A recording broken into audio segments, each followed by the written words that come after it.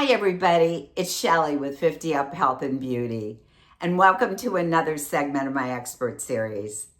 Now, today we're going to cover a topic that I know that many of us struggle with, and that's how do you effectively cover your gray and make it last longer? You know, many of us as we get older may be on a fixed income, and it's expensive to go to the salon every 6 weeks. Or, it could just be that we have time constraints, we can't always get there. Whatever the reason is, sometimes it's a difficult thing. And today I am so excited to introduce you to Karen Norwood. Now, Karen Norwood is the senior colorist at Beverly Hills Sassoon. She's been with Sassoon since 1979. She was trained in the UK. And in the 90s, she came to Sassoon Beverly Hills. And she's been there ever since. Now, Karen has colored my hair for a number of years. And the thing that I love about Sassoon, and just give you a little bit of background, I've gone to Sassoon since I've been a very young girl. And what I always loved, it didn't matter where I was. It didn't matter if I was in Chicago or New York or Boston or Beverly Hills. I was guaranteed a great cut and color. So I am a big fan of Sassoon.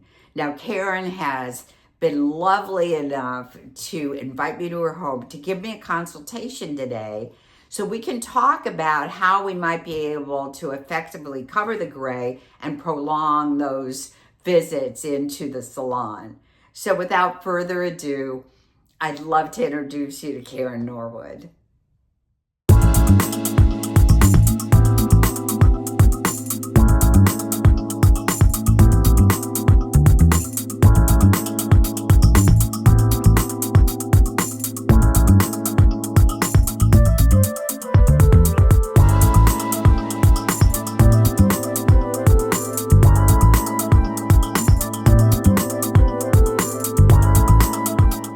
Thank you so much for doing the program. Oh, my absolute pleasure. Well, listen, for the viewers out there, I know you're a senior colorist at Sassoon, but can you talk a little bit about your journey and your background? Yeah, I started with Sassoons in London in 1979. Joined the company, actually went through the cosmetology program with them there, although it's not called cosmetology there, but it was a 10-month course. And thankfully, they offered me a job halfway through, actually.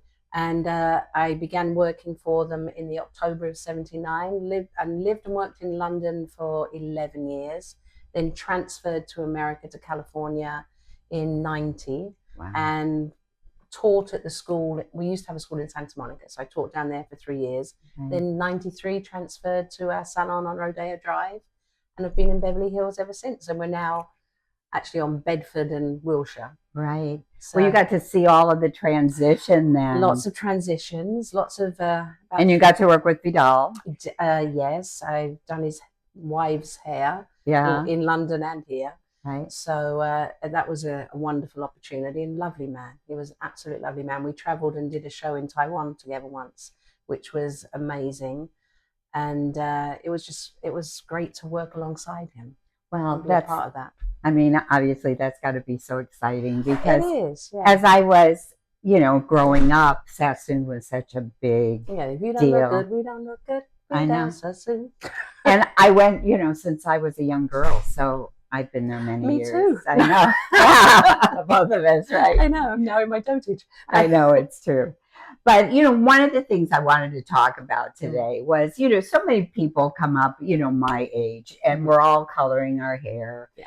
And what happens is that within a couple of 3 weeks, the gray starts peeking through. Yeah. And I just wondered if there were some kind of, interventions that we can do at home to maybe prolong the amount of time that we have with our colors, so we don't have to come to the salon so often. Yeah, there's a variety of things you can do.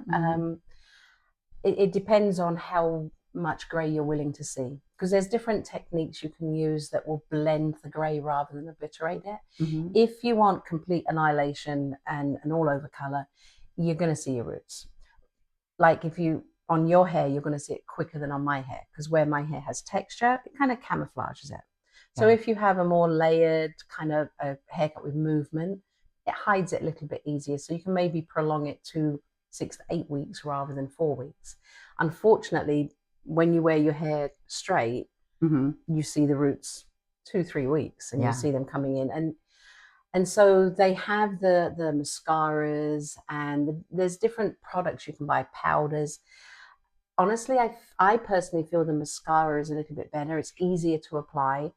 And what happens with the powder is it gets so heavy that it looks dusty and dull. And one of the things that ages us, and let's face it, we're trying to delay the process. Right, I get it. Is dull hair. Right. Because as we get older, everything dries. We've got the lizard skin, we've got all those wonderful things happening, the wrinkles, crinkles, everything.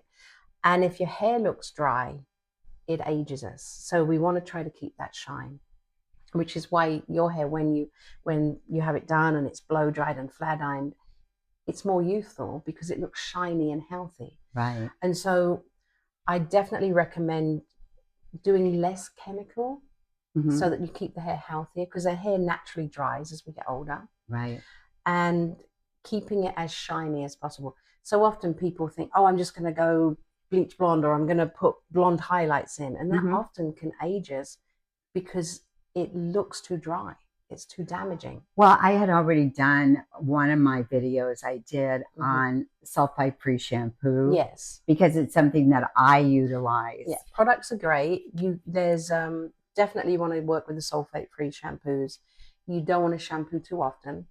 We're not out clubbing, so we haven't got the smoker's hair that we used to have in our 20s. So honestly, and we're not producing as much sebum. We're not producing as much oil. So we can shampoo maybe once, twice a week. And if we want to style it, wet it down and condition it. I think, maybe you could share with our viewers how they could get the most benefit out of washing their hair. I mean, it was something that you told me once, and I thought was so helpful, because I've actually tried to utilize that method. Well, most of the shampoo our hair in the shower. So I always tell people, and at our age, we should be doing better conditioners. If you're on a limited budget, spend the money on the conditioner rather than the shampoo, although both are important. But if you can only pick one that you're maybe upgrading, upgrade the conditioner. Okay. And then shampoo at the beginning of the shower, put the conditioner on, shower, and then while you're in the shower, it acts like a mini treatment, because the steam is opening the cuticle. It's allowing the conditioner to go into the lower layers. It's going past the cuticle layer into the cortex, and it's conditioning the hair from the inside. Right. And then rinse it out at the end of the shower. That way, we all live busy lives. And, often clients say, oh, well, I want to do it at home, but I don't have time. And it's like, well, it's not adding any extra time to your shower if you're doing it in the shower. It's adding extra time if you do it outside of the shower and you're leaving it on for 20 minutes. And honestly, most products nowadays work pretty quickly. And I think the other tip that you shared with me, which I've been utilizing, I mean, I got to admit, I was one of the people that have washed their hair every day. Yeah. And so it's been really hard for me to back away from that. Yeah. But I've gone to every other day. That's a step forward, and, baby steps. And often what happens, and what you can do in between time is rinse it and put a bit of conditioner on. And don't wash it, don't right? Shampoo it. Yeah. And the thing is, when you do that, you're not washing your own oils out. So your scalp, you're tricking your scalp. Every time you wash your hair, your scalp is going, I'm going to produce more oil. And so you become greasier and greasier. So you feel like you have to wash your hair more and more. So what you want to do is train your scalp to not produce as much oil. Right. So you slowly wean yourself. If you're doing it every day, go to every second day. Eventually you can go to every third day. You may even, some people go a week and don't shampoo their hair. Yeah. I've heard that from other people, but a lot of times, the friends that I heard from had hair like yours, where they had a lot of texture and they were dry to begin with. And also something to add to that, the less you're shampooing it, the less you're blow drying it, the less damage you're doing, the less you're drying it. Right. But when you are drying it, especially if you're blow drying it and flat ironing it, which a lot of people are nowadays, you need to put on a protectant. Yeah. You need to put on a thermal heat protectant, Mm-hmm. so that you're not burning the hair. Your heat is going on the product. It's drying the hair, but it's not damaging the hair. Right, right. Well, I thought that was so helpful because when I've been washing every other day, I've been doing the same thing. I've been adding conditioner Yeah. and not washing my hair, but just adding it. Just from the mid lengths to the ends. Right. Yeah. So that's really helped Yeah. a lot. But then once you've used the mascara, things like that, Mm-hmm. that's a temporary fix. If you're going somewhere and you've got your roots and you're like, Right. haven't got time, haven't got the energy or the money, put a little bit of the mascara on, and that way you can get past the evening. Make sure, though, before you go to have your hair colored, that you wash it out thoroughly. And the way that you wash it out is you put the shampoo on it first. You massage that in, and then you rinse it out and shampoo it. If you put the water on first, it often seals it in. Oh, that's interesting. Yeah. Okay. And the thing is, the reason you do that is because if you go in and you're having it colored, once they put the color, it adds a barrier. So it stops the color working as well. Okay. So you want to get it out the hair before you go to have it colored. Okay. That's a good tip as well. Now, is there something else that people could do when they think about, trying to prolong their color? I mean, we talked about weaving before. Yeah, there's and that's why I said in the beginning, depends how much gray you want to see. If you're open to seeing a little bit more gray in your hair and it being diffused rather than obliterated, you can marry in different colors. You can put your natural, you can put warmer colors, caramel colors, blondes, whatever you want, so that you blend the gray rather than obliterate it. Right. And that your regrowth on that will be a lot less. Okay. Normally highlights are a bit more expensive than all over color, but you're doing them maybe 3-4 times a year as opposed to 12 times a year. Right. So it actually works out cheaper, even though the initial expense may be a bit more. And it's a nice way of adding an appropriate colors to your hair and seeing an appropriate amount of gray, so it doesn't age you, but it's age appropriate, if that makes sense. Yeah. And it fits the budget, time and money better. Right. Now, I know, gray is kind of in right now. Hey. A lot of people are going gray. Yeah. But, I had asked you about that as well. And that's not as easy as it seems. Not as easy as it seems, especially as most of the people who want that are young, who've got no gray in their hair and they've got black hair. It's always the kids that have the really dark hair. Yeah. They go, I want to be silver gray. And it's like, oh, okay, let's see how we can do that without your hair going home with you in a paper or breaking bag. the budget, right? Oh, yeah. It's an expensive operation to do. But most of us, I'm 65, so most of us in my age group, we don't want to make our hair go gray. Right. Although some people will come in and they're like, okay, I want to grow the color out, so can you just bleach it out and make it gray? And you can't without absolutely destroying the hair. The best way is to slowly grow it out, have the color that you've been coloring it woven in at the root, and keep trimming it. And so it grows out. So you can wean off of the color rather than trying to do it all at once for a ridiculously large amount of money and a high level of damage to your hair, which again makes us look older. Right. And, we're all fighting that one. I know I am too. Oh, yes. But I think one of the other things that you shared with me about this is that, when you go into a stylist, that you make sure that you're aware of what the price is. Yeah. And most salons nowadays have a website. Right. So look at and unfortunately, sometimes the wording can be confusing. We have a terminology on our website that says color touch up.